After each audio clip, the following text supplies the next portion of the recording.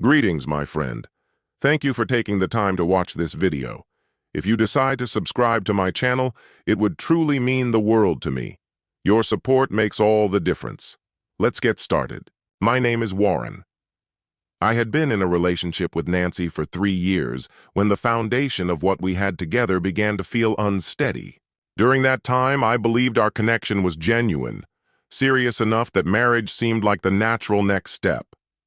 We first crossed paths at a house party through mutual friends, and from that very first exchange, I felt a spark that grew naturally. Nothing was rushed or artificial. Our bond unfolded over time. We were both fully immersed in our careers. My job as an account manager at a marketing firm kept me constantly busy, while she worked demanding shifts as a nurse at a major hospital. Because of our hectic schedules and the fact that we lived on opposite ends of the city, we chose early on to maintain separate living arrangements until we had a clearer idea of our future. Nancy rented a downtown apartment with her roommate Carol, which was conveniently close to her hospital. I lived about 20 minutes away in a modest rental home I had been in for several years. At first, this arrangement worked well. It allowed us to handle our work lives independently while preserving the weekends for each other. Those weekends became a ritual, almost sacred, a time to reconnect, strengthen our relationship, and build a vision of the life we hoped to share. We alternated between her place and mine, went out for dinners, saw films, explored nearby towns, or simply stayed in to cook and talk about our plans. For over a year, I had been secretly preparing to ask her to marry me. I spent hours learning about engagement rings, paying attention to the styles she admired, and imagining the right time to propose. I had even spoken with her parents at a family gathering to ask for their blessing. The ring I purchased was a timeless solitaire with a round-cut diamond, the exact design she once admired while we flipped through wedding magazines. I worked closely with a jeweler to perfect every detail, from the setting to the inscription inside the band. But over the past few months, something in Nancy's behavior began to shift. At first, the changes were minor, small enough to dismiss as stress from work or exhaustion. She grew less interested in our weekend traditions, often preferring to stay in instead of going out. Before long, she started finding reasons to cancel altogether. There was always an explanation, a family emergency, long hours at work, or a friend who needed her. Individually, none of these excuses seemed unusual, but together they painted a troubling picture. What used to be automatic plans now turned into negotiations, where I felt I had to push just to spend time with her. Even when she agreed, her enthusiasm was absent. During the rare weekends we managed to see each other, she seemed distracted. Our easy, flowing conversations felt forced. She stopped engaging when I brought up the future, whether about moving in together or planning trips we had once been excited about. Her phone, once a background detail, now became a constant obstacle. She checked messages during meals, texted through movies, and even interrupted private moments to take calls she labeled urgent. After nearly 2 months of this, I realized we were barely talking, and whatever we did share felt shallow. The woman I had imagined marrying seemed to be slipping away, and I had no real explanation why. When I tried to talk about it, she dismissed my concerns, saying I was overthinking or that I was being too sensitive. She explained that her job was especially demanding and that she was dealing with personal matters she preferred to keep to herself. But her stories didn't hold up. When I called during one of her supposed night shifts, the background sounded like a social gathering, not a hospital. And when she claimed to be too tired to meet, I'd later see photos online of her out with friends. The contradictions became impossible to ignore. I knew she was keeping something from me, though I didn't know what. So I decided not to wait for the next excuse. I needed to take control. I made a plan. Instead of accepting another vague cancellation, I called her on a Thursday with a suggestion. We should celebrate our anniversary with dinner at her favorite restaurant, the Italian place where we'd shared birthdays and other milestones. I asked her to dress up and meet me there on Saturday night. Predictably, she hesitated. She cited work and exhaustion, acknowledged the anniversary, but suggested postponing. This time, I didn't back down. I told her plainly that this evening mattered to me, that our relationship deserved at least one night of undivided attention. I admitted how much I missed her and how important it was for us to reconnect. My firmness seemed to surprise her. After some hesitation, she agreed, though without much enthusiasm. Still, I was grateful she said yes. The days leading up to Saturday were filled with nervous energy. I reserved a table for 7 p.m., choosing a quiet spot where we could really talk. I arrived early, determined to make everything perfect. I wanted to control what I could, the setting, the mood, the details, hoping the night would remind us of what we once had. A part of me even considered whether this might become the moment I proposed, if the evening went well. The restaurant carried the same warm, romantic atmosphere it always had, glowing softly in a way that made it feel special. The hostess guided me to a window table overlooking the city skyline, exactly the seat I had been hoping for. Nancy arrived about 5 minutes later than our reservation. Despite the tension that had built between us in recent weeks, she looked breathtaking. She had chosen a dress I didn't recognize, clearly taken extra care with her appearance, and moved with the same graceful confidence that had first drawn me to her. Our greeting carried the warmth of a time when being together felt natural and uncomplicated. I pulled out her chair, and for a brief moment, it was as though we had stepped back into the early days of our relationship. Dinner unfolded with an ease I hadn't dared hope for. Conversation came without effort, and for the first time in ages, Nancy seemed present, engaged, and genuinely glad to be there with me. She laughed at my jokes, asked questions that showed she was listening, and seemed emotionally alive in a way I hadn't witnessed in weeks. It was as if the woman I had once fallen in love with had reappeared, replacing the distant version of her who had felt like a stranger lately. That spark between us, absent for so long, began to flicker again. We shared appetizers, lingered over the main course, and took our time with dessert, letting the evening stretch comfortably. Our conversation shifted easily between playful and serious topics, and I caught myself believing that maybe we were finally moving beyond the rough patch we had been trapped in. By the time dessert was gone and we finished the last of our coffee, a sense of hope I hadn't felt in months stirred inside me.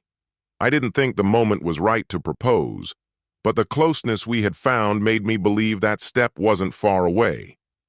I excused myself to settle the bill and slipped into the restroom, planning to return and suggest extending the night somewhere else.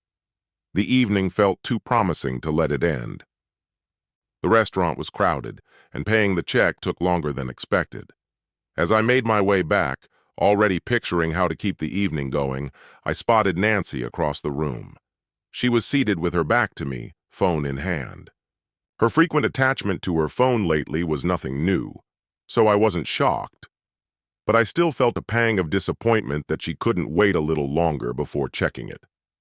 I decided to come up from an angle where she wouldn't notice me right away, intending to make a lighthearted joke about her timing. That playful idea vanished as soon as I got close enough to hear her voice. She was on a call, most likely with Carol or another of her close friends. I stopped a few steps away, shielded by the layout of the room, and found myself listening. She mentioned that she suspected I might propose that night. The casual, almost dismissive way she said it stunned me. She had never given me the slightest hint that she expected a proposal. I stayed frozen in place, unwilling to approach, waiting to hear more. What she said next cut straight through me. Nancy told her friend that if I had proposed, she would have stood up and walked out of the restaurant. Then she added that nothing could come between her and Michael. The name hit me like a physical blow. Michael. Another man. Someone so significant that my proposal would have been seen not as a dream fulfilled, but as an obstacle to be rejected. I stood there, reeling, just steps away from her. The woman I had pictured marrying had just admitted she would have turned me down, and done so publicly. Worse, she confessed she was already committed to someone else. Michael. A name I didn't recognize, but suddenly everything made sense. The missed weekends, the distracted looks, The constant attention to her phone, the emotional distance, it all connected now. She hadn't been overwhelmed or needing space. She had been with him. And I had been blind. All the time I had spent hoping, waiting, and planning for a future with her. It collapsed in that moment. What I thought would be a night of reconnection had instead exposed that there was nothing left to save. I stayed rooted to the spot for what felt like forever, though only seconds passed. The ring in my pocket, once a symbol of the future I imagined, now felt unbearably heavy. Instead of confronting her or causing a scene, I made another choice. I stepped back quietly and looked for an exit that wouldn't take me past her table. A side door leading to the parking lot caught my eye, and I slipped out unnoticed. I left her inside, still on the phone, perhaps still expressing her relief that I hadn't proposed. Walking to my car felt surreal. Hours earlier, I had entered that restaurant filled with love and hope. Now, I was leaving as someone who had just discovered that everything he believed about his relationship was a lie. I sat in the driver's seat, stunned, unable to decide my next move. Part of me wanted to storm back in and demand an explanation. Another part of me wanted to cling to denial, to pretend I hadn't overheard anything. But neither choice could undo the truth. Nancy wasn't envisioning a life with me. She had already chosen someone else. There was no point in keeping up appearances anymore. I slid into my car and started the drive back home, my mind spinning with a storm of confusion and heartache. How long had she been seeing someone else? Was he the reason behind the subtle shifts I'd been noticing in her behavior? Had our entire relationship been a lie, or was this a recent betrayal? About 10 minutes into the ride, my phone lit up. Nancy was calling. She must have finished her previous call and realized I'd walked out. I answered, uncertain what I might say, but completely aware that pretending everything was fine was no longer an option. Before I could get a word in, she spoke first. She asked where I had gone and why I'd left without a word. Her voice carried a mix of annoyance and bewilderment, as though I was the one who had acted out of line. I told her straight. She could go back to Michael, the man she'd been speaking to. I'd heard everything. My voice remained calm, even though I was burning inside. She needed to know there was no more hiding. There was a long silence. Then she started to feign ignorance, asking what I believed I had overheard and acting as if I'd misunderstood. But I wasn't going to be drawn into a game of misdirection. I told her plainly. There had been no mistake. I'd heard her words clearly. No denial could erase them. I ended the call and switched my phone to silent. Within minutes, she started calling again. I didn't answer. Then came the messages, initially worried, then defensive, as she tried to rewrite the story or offer excuses. I didn't open a single one. That night, and all of Sunday passed in stillness. I kept going over not just that evening, but everything from the past few months. It became inescapably clear. The relationship I had envisioned ending in marriage had already ended in reality. There was nothing left to salvage. I avoided Nancy entirely that week. No messages, no phone calls, no visits. I needed space to absorb what had happened and to figure out where I was headed from there. I refused to pretend I hadn't heard her voice on that call, speaking openly about her feelings for someone else. It now made perfect sense why she had been drifting. Her heart had already found a new home. The hardest part wasn't the cheating. It was realizing the woman I planned to propose to had never been as invested as I was. While I'd been setting money aside for a ring and imagining the life we'd build together, she had been slowly stepping away, emotionally connecting with another man. In hindsight, the clues were all there. The vague excuses, her distracted presence, the way spending time together started to feel like an obligation rather than a joy. Those were clear signs her heart was no longer in it. But I chose to look past them. I was too focused on the future I believed we were building. While I was planning a proposal, she was preparing her exit. The dinner I'd hoped would bring us closer ended up exposing the truth I hadn't wanted to see.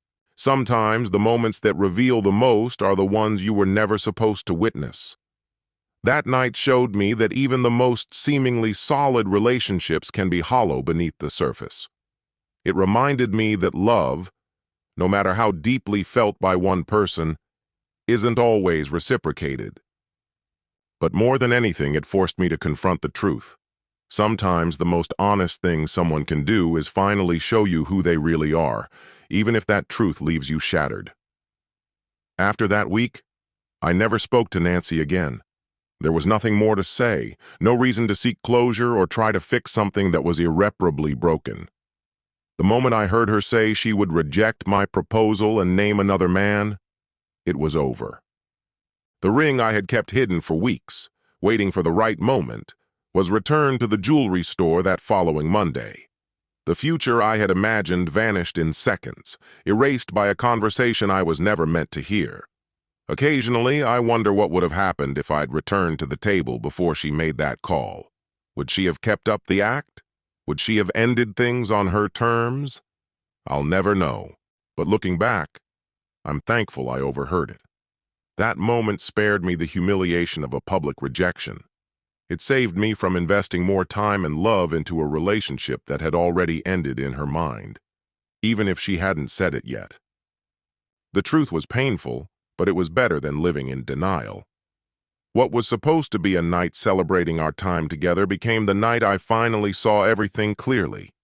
It didn't end the way I'd hoped, but it ended the way it needed to. And that's where the story closes. Feel free to share your thoughts in the comments. Thanks for watching. If this experience resonated with you, take a look at the other stories on the channel. Until next time, take care.